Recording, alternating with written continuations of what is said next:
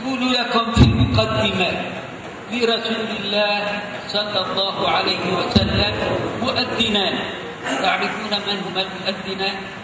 بلال الحبشي وعبد الله بن مكتوم، مؤذنان فقط. رسول الله صلى الله عليه وسلم قال لعبد الله بن مكتوم الذي عوتب من أجله رسول الله صلى الله عليه وسلم، عوتب من أجله، قال له ألقها على بلال فإنه أندى منك صوتا، يعني صوته ألذ وأطيب وأهدأ للناس، فألقي هذا الذي سمعته من عمر ومن غيره على بلال رضي الله عنه، فألقاه عليه. Sebagaimana saya katakan di dalam muqaddimah bahwa sungguhnya Rasul sallallahu alaihi wasallam memiliki beberapa muadzin, di antaranya adalah Bilal bin Rabah dan Abdullah bin Maktum. Berkata Rasul sallallahu alaihi wasallam kepada Abdullah bin Maktum yang pernah ditegur, pernah menderita karena Rasul sallallahu alaihi wasallam, beliau berkata kepada Abdullah ibnu Maktum, sampaikan apa yang telah kamu dengarkan kepada Bilal, sesungguhnya Bilal lebih baik daripada kamu nada suaranya, dan sampaikan apa yang telah kamu dengarkan kepada Abu Bakar dan kepada Umar.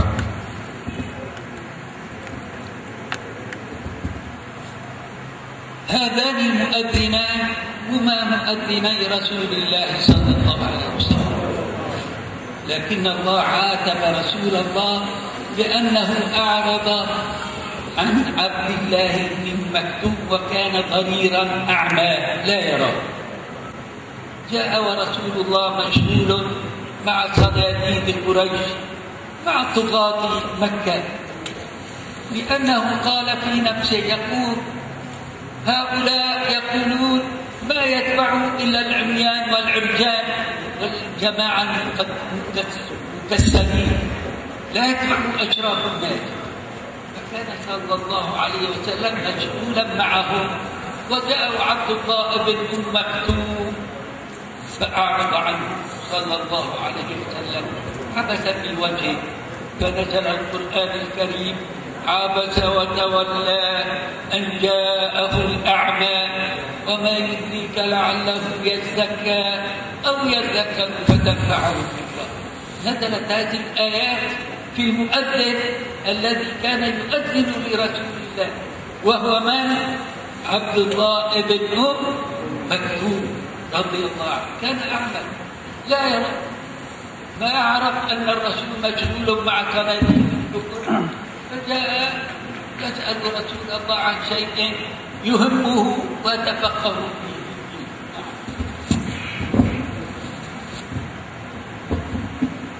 Ini adalah muadzinnya Nabi sallallahu alaihi wasallam, Abdullah ibni Ummi Maktum, yang mana Allah Subhanahu wa taala pernah menegur Nabi Muhammad tentang sikapnya kepada Abdullah. Padahal dia adalah seorang yang buta, seorang yang pernah datang kepada Rasul sallallahu alaihi wasallam bertanya tentang agama, sementara Nabi sedang berbicara dengan para pembesar kaum Quraisy, dan orang-orang Quraisy berkata, sesungguhnya tidak ada pengikut Muhammad terkecuali orang-orang rendah dan orang-orang buta. Maka pada saat Abdullah bin Ummi Maktum datang menemui Rasul sallallahu alaihi wasallam, Rasulullah memalingkan wajahnya dengan memberikan perhatian yang lebih, berharap keislaman daripada orang-orang pemuka Quraisy itu. Allah pun telah menegur Rasul sallallahu alaihi wasallam dengan firman-Nya, abasa wa tawalla an ja'ahul a'ma. Ayat ini turun kepada seorang yang menjadi muadzin daripada Rasul sallallahu alaihi wasallam. Dia adalah seorang yang buta dan tidak melihat. Kana ibnu Ummi Maktum dariran la yara. فلهذا جاء التعليل في الآية في سورة بكلمة أن جاءه الأعمى، أي لأن جاءه الأعمى من أجل مجيء هذا الضرير إليه. وما يدريك، ما يخبرك يا محمد، وما يعلمك، وما يدريك لعله يزكى يتطهر من الضلال والجهل ويقوم بأداء نشر نور الله في الأرض. وما يدريك لعله يزكى أو تنفعه أو يذكر فتنفعه الذكرى. عوتب رسول الله من أجل ضرير أعمى لا يرى، فكان صلى الله عليه وسلم بعد ذلك إذا دخل إليه ابن أم مكتوم يقوم له ويفرش له فراجه ويقول مرحبا بمن عاتبني فيه ربي، مرحبا بمن عاتبني فيه ربي. كان العميان وهؤلاء الضعفاء المساكين كالملوك عند رسول الله صلى الله عليه وسلم، مثل الملوك، كانوا يجلسون كأنهم ملوك، فإذا استيقظتم تكونون أعلى من الملوك بإذن الله، لأن الله جعل فيكم العلم، ومن يؤتى الحكمة فقد أوتي خيرا كثيرا. والله تبارك وتعالى قال لرسوله وقل رب زدني علما، قال زدني مالا، زدني جاها، زدني عظمة، زدني علما، لأن العلم هو الذي ينقذ الناس. فإذا استيقظتم ستفتحون العالم إن شاء الله.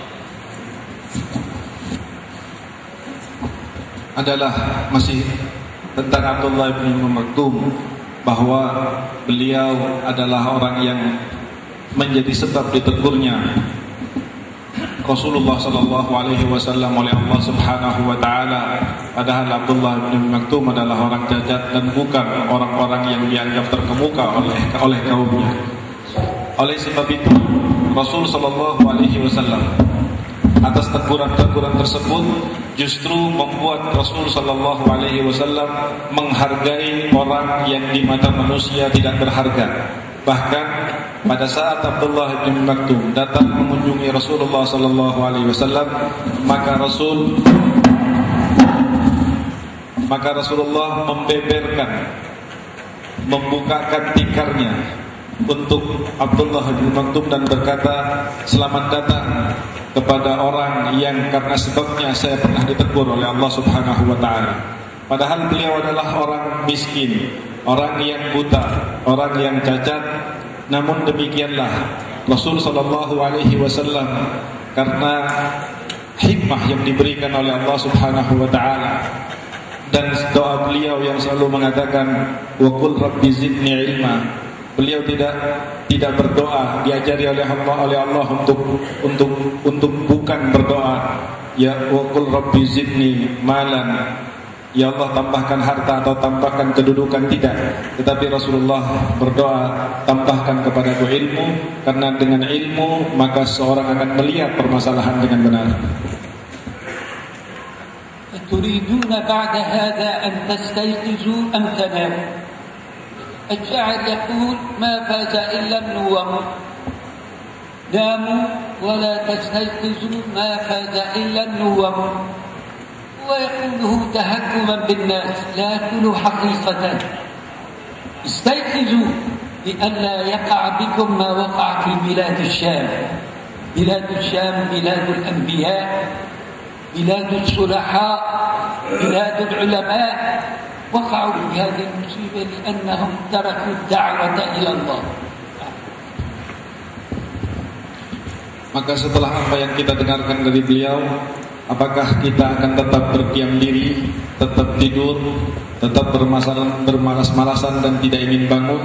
Maka bangkitlah wahai saudara-saudaraku sekalian untuk mempertahankan apa yang benar di dalam agama ini sebelum akan datang kejadian kepada kita seperti apa yang terjadi di negara Syam, negara ulama, negara para anbiya. Akan tetapi pada saat mereka sudah mulai meninggalkan dakwah kepada Allah Subhanahu wa taala dan mulai terlihat penyimpangan terhadap agamanya, maka Allah turunkan musibah apa yang terjadi sekarang di sana. الله عز وجل عاتب رسوله، والعتاب كان لطيفا رقيقا. ما يقول الله عز وجل لرسوله عبست يا محمد، عبست، لا، عبس في الماضي. ما إذا واحد ما يعرف اللغة العربية لا يفهم من هو العابس، لا يعرف لماذا نزلت هذه السورة الكريمة. عبس وتولى، الله تعالى يقول ما قال له عبست، قال عبس وتولى أن جاءه الأعمى، لأن جاءه الأعمى. وما يدرك لعله يزكى أو يذكر فتنفعه الذكرى. أما من استغنى، السين والتاء للطلب، يعني طلب الجاه والمال والعز والقوة، فأنت له تصدى. الصورة تصدى يعني تتقرب إليه. وأما من جاءك يسعى بجهد وجد واجتهاد فأنت عنه تلهى، كلا إنها تذكرة. الله عز وجل خاطبه خطابا رقيقا شفيفا يدل على محبة الله عز وجل لهذا النبي الكريم صلى الله عليه وسلم. Allah Subhanahu wa taala telah menegur Rasulullah sallallahu alaihi wasallam, dan teguran tadi adalah teguran yang sangat lembut, teguran yang sangat halus, dengan mengatakan abasa wa tawalla, dan Allah tidak mengatakan abasta.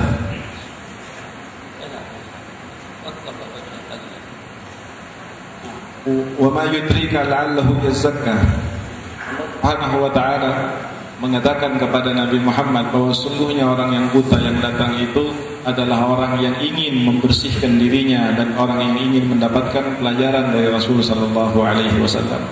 Teguran ini harus disikapi dengan pandangan kemuliaan Rasul sallallahu alaihi wasallam, bahwa datangnya teguran ini menunjukkan betapa cintanya Rasulullah Allah Subhanahu wa taala terhadap nabinya Muhammad sallallahu alaihi wasallam, bukan untuk menerangkan bahwa nabinya jelek. Allah ingin membersihkan nabinya sebersih-bersihnya dan tidak memiliki kesalahan apapun. Dan ketika Allah Subhanahu wa taala apa yang dikerjakan oleh Rasulullah SAW sebagai sikap terhadap Abdullah bin Maktum adalah sebenarnya sesuatu hal yang sangat-sangat wajar, karena Abdullah bin Maktum adalah orang yang tidak melihat ketika Rasulullah SAW tidak memalingkan wajahnya untuk perhatian kepada Ibn Maktum. Tetapi jika orang-orang yang datang itu adalah orang-orang yang besar, adalah orang-orang yang memiliki pengaruh, fa'antalahu talaha, engkau menghadapi mereka dengan serius, ini adalah merupakan sebuah gambaran yang jangan sampai salah paham umatmu di dalam memahami ini dengan mengabaikan orang-orang miskin dan menghadap dengan serius ketika hal tersebut berurusan dengan harta dan kedudukan. Hada nuridu an nunabbihakum ilaih la'allakum tafakkarun ta'qilun tadhakkarun. نحن إذا نمنا انتشر الشر في الأرض وكثر الفساد. إذا استيقظنا نرجع الأمة إلى دينها إن شاء الله بقوة الله وفضله. وعلى العلماء أن يقوموا بواجبهم في تبصير الناس بدينهم، تعريفهم بدين الإسلام. الله تبارك وتعالى ما أنزل هذا القرآن على الموتى، أنزله على الأحياء. كتاب أنزلناه إليك مبارك، الله تعالى يخبر عن هذا القرآن العظيم. كتاب أنزلناه إليك أي يا محمد، أنزلناه إليك مبارك. ليه؟ مشان يتبركوا به.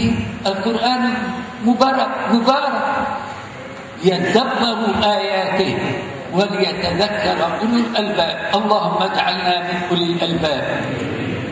قولوا اللهم اجعلنا من أولي الألباب. أصحاب العقول يفهمون كلام الله. الله لم يخاطب الحمير ولا البغال ولا البقر ولا الجمال، إنما خاطب البشر.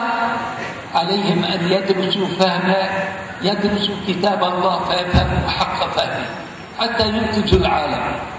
ثم يقول تعالى أن صببنا الماء صبا، المطر ينزل، الأرض جامدة، يحيى النبات، يحيى الزرع، تحيا المواشي.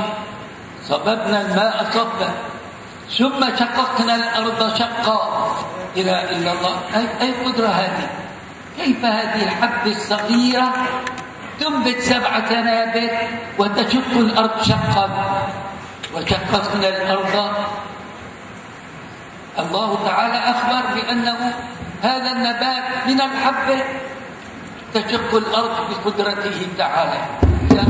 7 سنة بكل سنبلة 100 حبة، صار المبلغ حبة واحدة كم صار؟ 700 حبة. هذا هو فضل الله علينا، فلنتذكر كتاب الله وفضله على الناس بإنزال هذا القرآن العظيم. Hal-hal seperti ini yang kami ingin mengingatkan kalian para alim ulama, agar kita semua secara umum menjadi ingat kembali terhadap tugas kita dari Allah Subhanahu wa taala. Kita jika seandainya kita tidur, maka kerusakan akan terjadi di mana-mana. Akan tetapi jika seandainya ulama bangkit, maka kemuliaan Islam akan terlihat juga di mana-mana. Maka kepada para alim ulama, hendaknya dia selalu mengingatkan dirinya bahwa dia adalah orang yang diinginkan dan dituju oleh Rasulullah SAW dan diinginkan oleh Allah untuk menyebarkan agama ini. Allah Subhanahu wa taala menurunkan Al-Qur'an ini kepada orang-orang yang hidup dan bukan kepada orang-orang yang mati. Kitab Al-Qur'an diturunkan oleh Allah Subhanahu wa taala kepada kamu, kitab yang berbarakah. Tetapi tujuan penurunan kitab itu sebetulnya adalah liyadabbaru, agar kita merenungkan, agar kita memahami dan akan kita melaksanakan apa yang menjadi perintah-perintah Al-Qur'an. Mudah-mudahan Allah Subhanahu wa taala menjadikan min ulil albab, menjadikan kita daripada orang-orang yang berakal.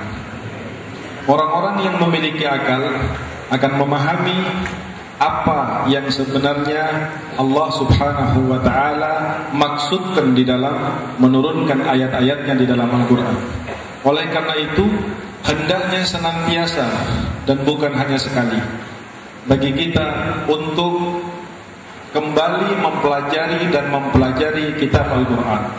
Dan yang lebih penting lagi adalah memahami Al-Qur'an dengan pemahaman yang benar. Bagaimana Allah Subhanahu wa taala mengatakan di dalam Al-Qur'an, "Anna sadaqnal ma'a sabba." Diturunkan oleh Allah air dari langit dengan demikian. Kemudian Allah Subhanahu wa taala, "Tsumma syaqaqnal arda syaqqa." Kemudian Allah membelah bumi dengan biji-bijian yang telah tertanam dan dengan air hujan yang diturunkan dari langit. Maka betapa satu biji kemudian akan berkembang menjadi 2 dan seterusnya, bahkan sampai berkembang menjadi 700 biji. Ini adalah merupakan sebuah maksud yang diinginkan oleh Allah Subhanahu wa taala untuk kita renungkan daripada makna harfiahnya, makna zahirnya maupun makna-makna yang tersirat di dalamnya. في هذه السورة الكريمة يقول تعالى دعاء على الفاجر المكذب بوحدانية الله. قتل الإنسان ما أكفره. قتل بمعنى هلك، مات، هلك. دعاء ما أكفر، ما أعظم كفره، من أي شيء خلقه. هذا الإنسان الكبير العظيم الذي يمشي تهتز الأرض تحته خلق من نطفة مهينة. ألم نخلقكم من ماء مهين، من نطفة خلقه فقدره، قدر وقته، رزقه، أجله، عمره، ثم السبيل يسره. احمد الله على نعمة إيجاد الخلق لهذا الكون لكم. لو لم يسهل الله عز وجل خروج الإنسان من بطن أمه لمات الكثيرون، ولدوا أموات غير أحياء. ثم السبيل الطريق يسر، مكان ضيق، فرج المرأة مكان ضيق يخرج منه الولد، يكبر يصبح شاب، يقول هل أعظم أحد مني؟ أعوذ بالله، ينسى قدرة الله عز وجل عليه. قتل الإنسان ما أكبره، من أي شيء خلقه، من نطفة خلقه فقدره، ثم السبيل الطريق يسره، ثم إذا جاء أنشره، أعاد خلقه مرة ثانية. كيف ننكر وجود الله؟ كيف ننكر وحدانية الله؟ كل ذرة في الكون تدل على وجود الإله الخالق المبدع الحكيم.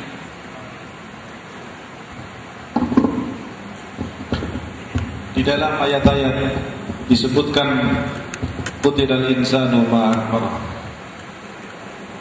min ayyi syai'in khalaqah.